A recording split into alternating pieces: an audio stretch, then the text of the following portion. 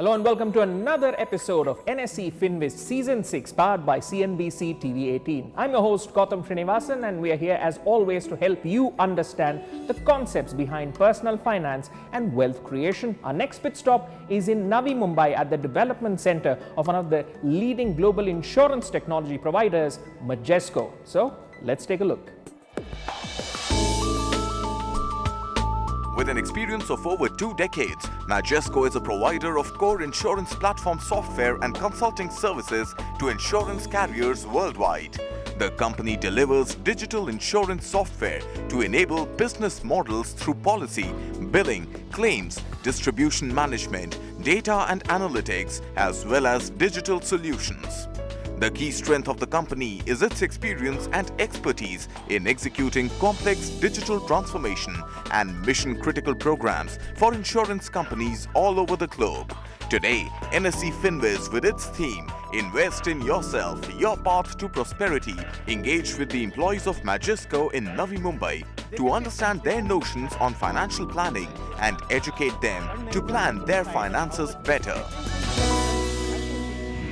You know, the millennials are kind of fraught with a lot of information, and I think what they need is a sense of guidance from the right market experts to help them in managing their finances and their investments. For me, financial literacy would be being aware of the financial instruments that we have in the market today, and second most important thing would be that how to use it, we all should be aware.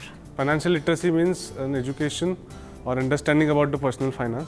So it includes the multiplication of money, how we invest that money and how we manage that wealth according to us. This session might be a milestone in my financial goals, or maybe I would get very good information about where to invest and where to not invest.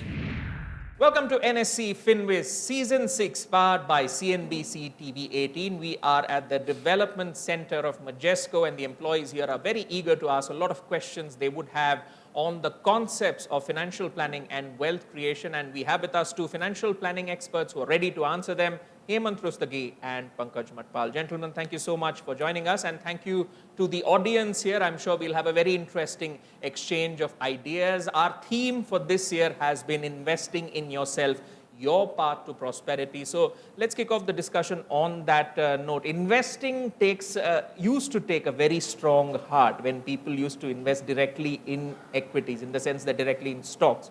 But to a certain extent, mutual funds have taken care of that worry and maybe improved risk appetite. What's your thought about this? Oh, absolutely. I think when we talk about mutual funds, it's an interesting vehicle.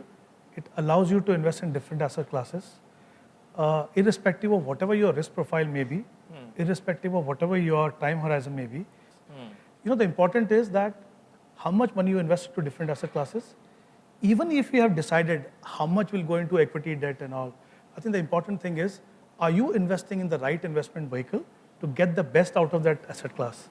And this is where I think mutual funds really score over others. Pankaj, let's extend that point. The habit is always comparing an investment product with an FD.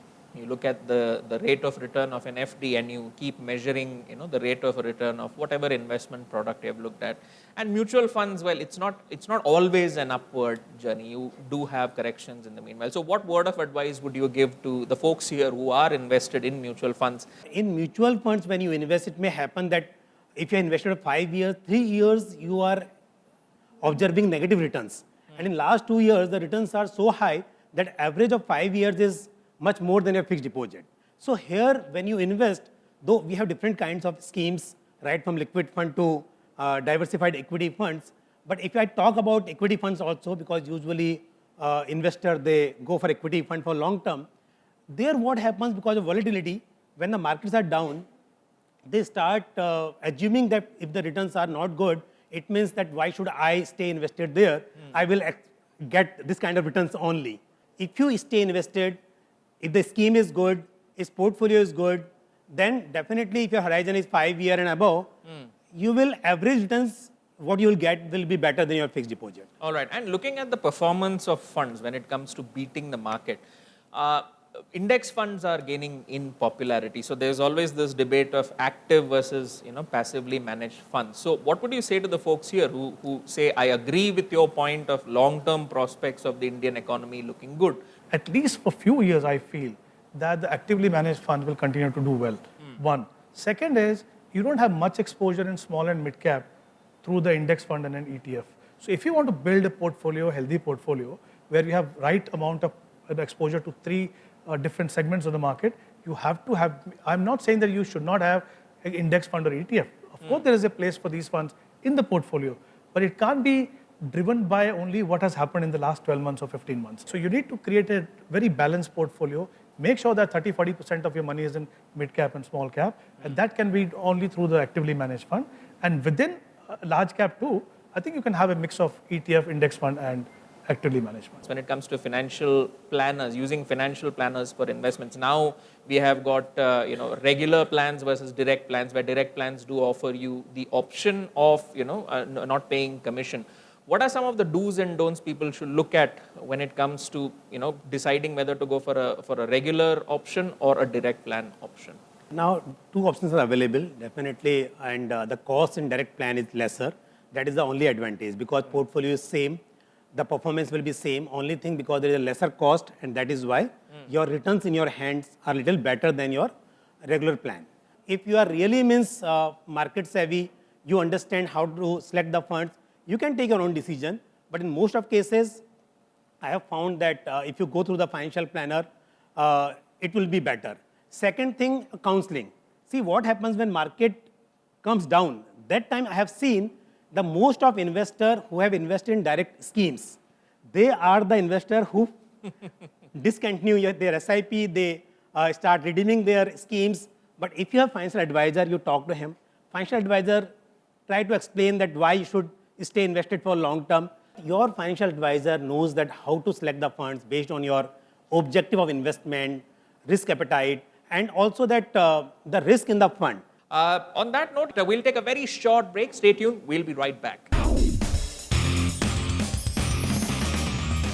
Welcome back to NSE FinWiz Season 6, powered by CNBC TV 18. In the first segment, we discussed broadly about investing in yourself, your path to prosperity. In this segment, we will be talking more specifically about how to create a lucrative portfolio. A question many in the audience would like to have answers from our experts. So let's take a deep dive on this topic, creating a lucrative portfolio. What are the elements involved in creating the right portfolio needs that one would have? When you talk about lucrative portfolio, is the one basically which helps you achieve all your investment goals. And I believe that whatever your goals may be, your portfolio mix should reflect your intent to achieve those. You need to define your goals. You need to be very clear as to what you want to do with your money. Okay, so a part of it where you want to create wealth has to be invested in the right asset class. That's where we say that invest in equity. Investing in equity, again, I think you need to choose the right investment vehicle. There are two ways you can do it. Either you can go directly into equity, or you can do it through mutual funds. Okay, and if you're not comfortable with stock picking ability of yours or how to monitor your portfolio, I think the best thing is give it to mutual fund manager who will do it for you. So I think it's very important, one, to look level of diversification. Make sure that you're investing in an investment vehicle which gives you tax efficient return. Because at the end of the day, what matters is what you get to keep and not what you earn. All right. Expand on the parameters of choosing a fund, a good fund, because a lot of the folks here, if they are planning to invest directly in a fund, they would have that question, whether this fund is right for me or not. If you choose equity, even if you talk about the equity, in equity also we have to see whether large cap, mid cap, small cap, because different kind of schemes are there.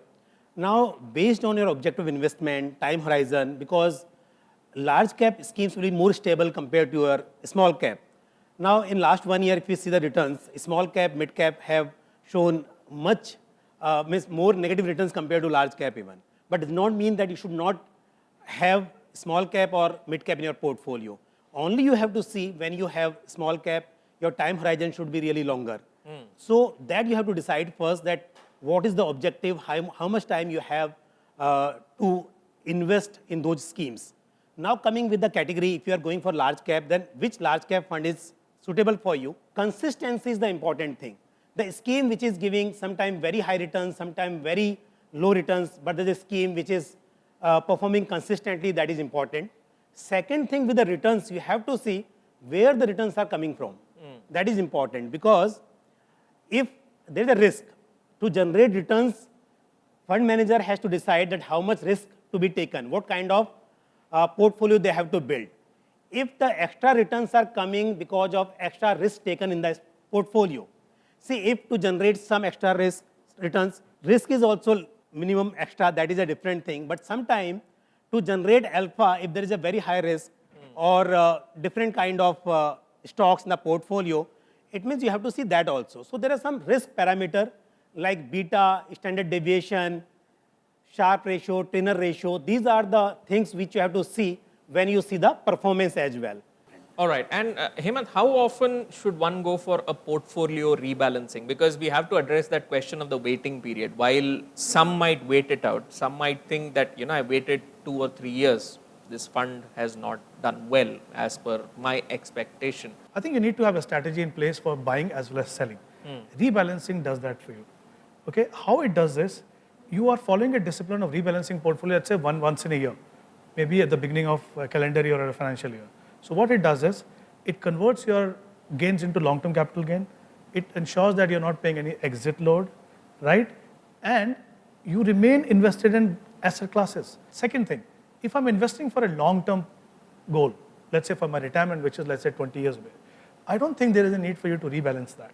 Because you want to accumulate as much as you still have time on hand. Where do you need to rebalance? Where your goal time horizon is approaching. And I think many investors find it very tricky and difficult to do this. So that's where I always strongly believe that you go into hybrid funds or go into asset Best of allocation both funds. worlds in one. Because the fund manager will do it for you. Given them a mandate that I don't want to be above 50.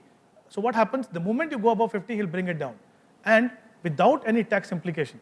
Because you pay tax only when you do a transaction. When the fund manager is doing it, you are paying nothing. All right, let's see what questions the employees here at Majesco have on the topic of creating a lucrative portfolio. I'll be calling out a few names. The first name I'll call out is Sandeep Pareshi, if you could get up.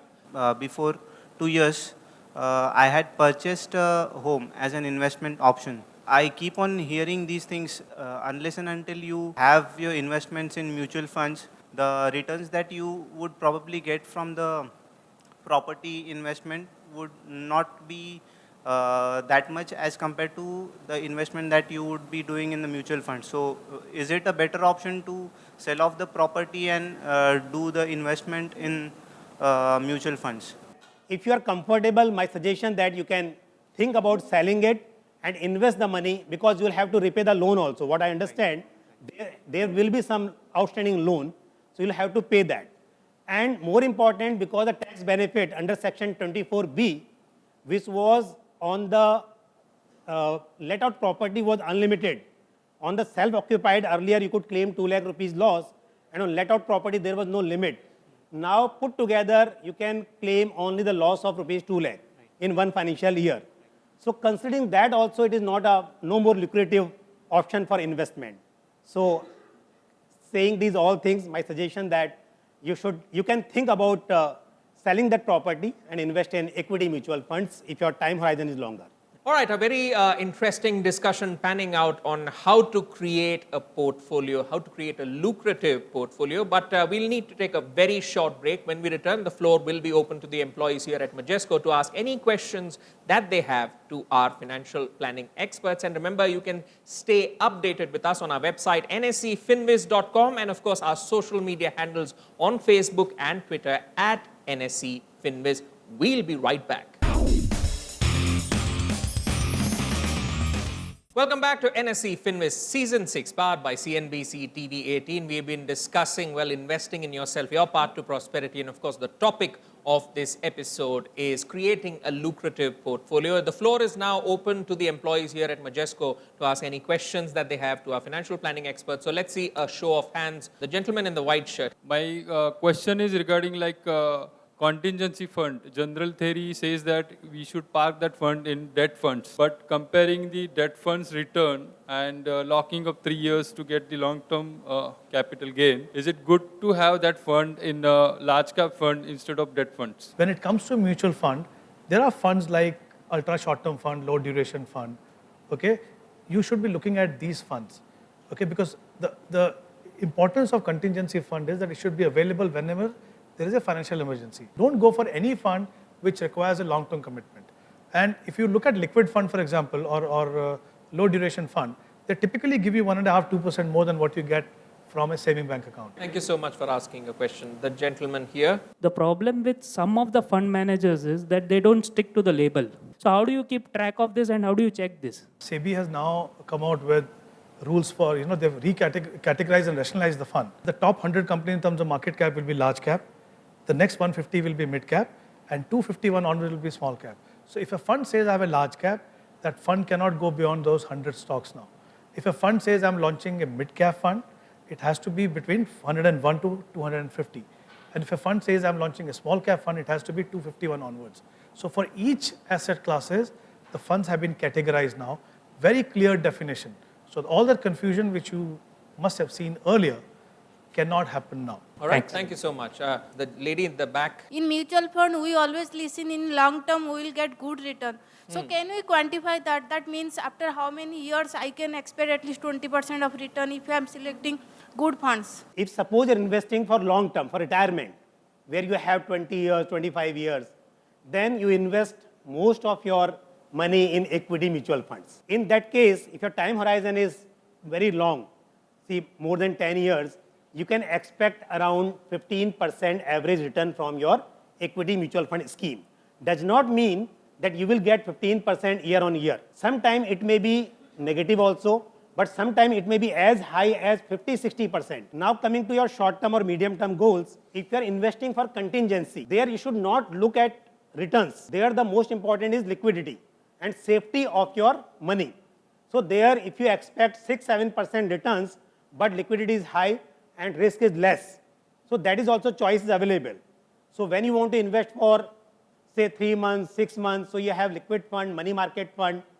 If you want to invest for a time horizon of 1 year, for example, 1 year or a little more than that, so we have equity saving funds, where a little portion goes in equity and rest is allocated in debt.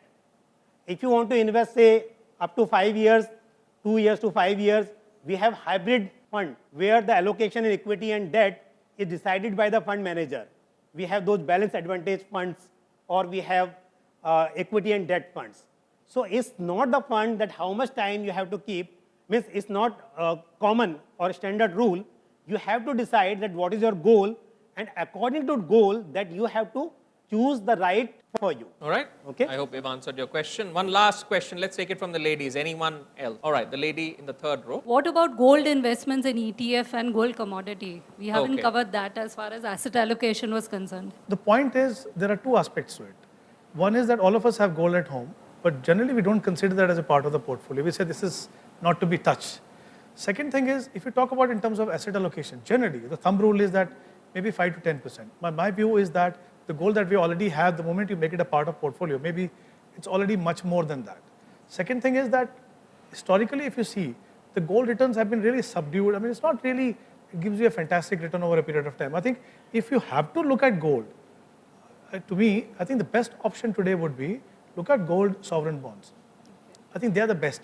One of the problems with the gold has always been that we always felt that this is one asset class which, apart from appreciation, if at all it happens, it does not generate any income for me. And this gold sovereign bond give you interest on a half-yearly basis. Of course, it's taxable, gives you around 2.5%. And the capital gain that you make after 8 years is also tax-free. So I think in terms of, if you're looking at purely as an investment, rather than looking at ETF and all, I think gold sovereign bond is something which you should be looking at. But obviously, the bigger question for you is whether at all you should be investing in gold. It depends on, again, your goals. If you're investing for longer period, or maybe another for 5 or 10 years, then I don't see much benefit from gold coming in your portfolio. Most of the time, I think when you ask the question, last 1 year returns in gold have been good.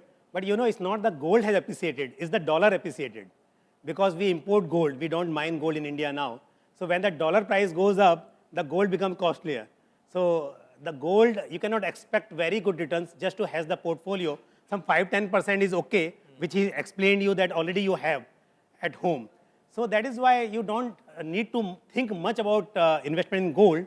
better if you do not have equity, increase your exposure in that. Right. Gold looks great as jewelry, but as an investment, have just a limited amount. That's the message here. Thank you so much for asking a question. And it's been a wonderful exchange of ideas, of course, on the topic of creating a lucrative portfolio. Lots of questions asked and lots of questions answered. I'd like to thank our panelists for helping people understand the concepts behind personal finance and wealth creation, and of course, the employees here at Majesco for asking their questions. And thank you to our viewers for tuning in. Remember, you can stay updated with us on our website, nscfinwiz.com, and of course, our social media handles on Facebook and Twitter at nscfinwiz.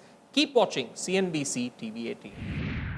Through this event, I got to know that what kind of investments I should be doing in future, maybe percentage wise, like how much percentage I should invest in equity, how much percentage I should invest in mutual funds, how much I should be investing in fixed deposit, commodities, etc. So it was a good takeaway overall from this session. The session was very helpful, very knowledgeable.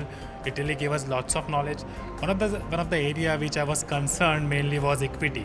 So I always heard that equity is a risky business, how it will impact your portfolio and your goals. So somewhere I was clear today that equity, if kept for long term, will be really beneficial. That is a takeaway from me, that you need to be very patient enough. It cannot, you can't get returns in a day or two, a month or so.